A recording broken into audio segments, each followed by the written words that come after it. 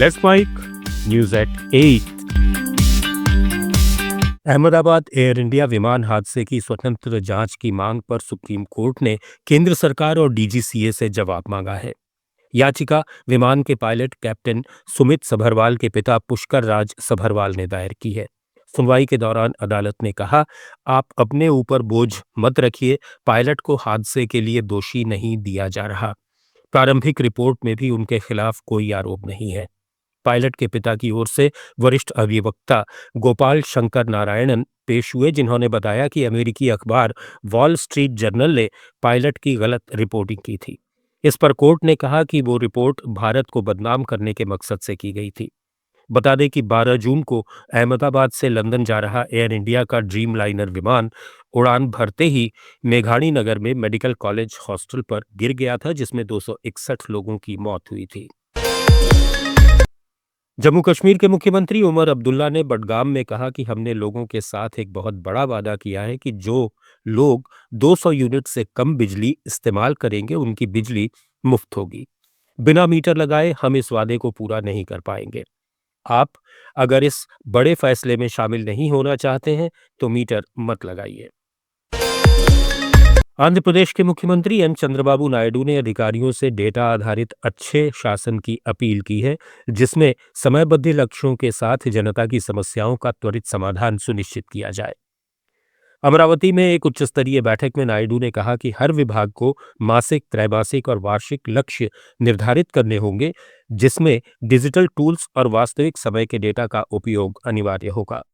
उन्होंने अधिकारियों को जनता के साथ सीधा संवाद बढ़ाने की सलाह दी और अगले 3 महीने में 100 दिन के लक्ष्य पूरा करने का निर्देश दिया। त्रिपुरा हाईकोर्ट ने सर्व शिक्षा अभियान के पूर्व शिक्षकों को बड़ी राहत देते हुए राज्य सरकार को निर्देश दिया है कि शिक्षक पात्रता परीक्षा पास करने के बाद नियमित शिक्षक बनने की तारीख से उन्हें नियमित वेतनमान और बकाया राशि दी जाए।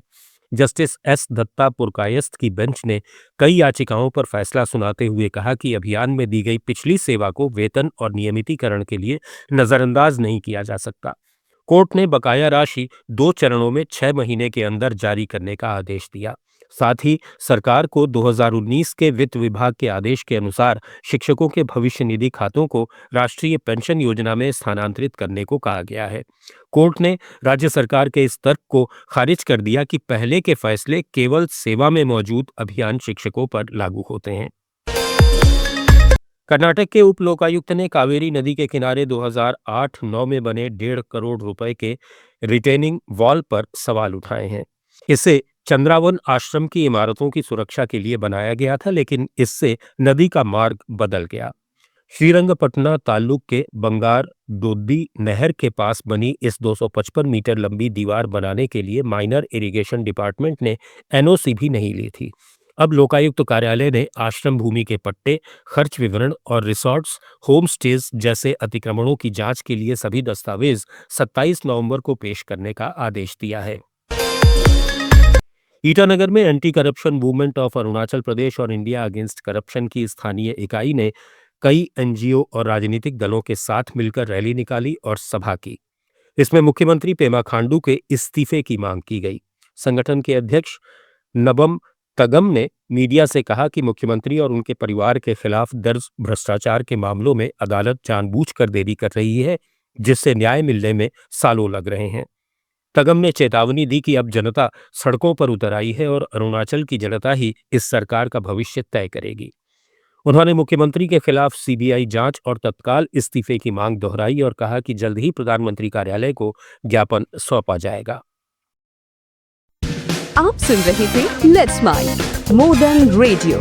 फॉलो कीजिए हमें हमारे सोशल मीडिया प्लेटफॉर्म्स पर।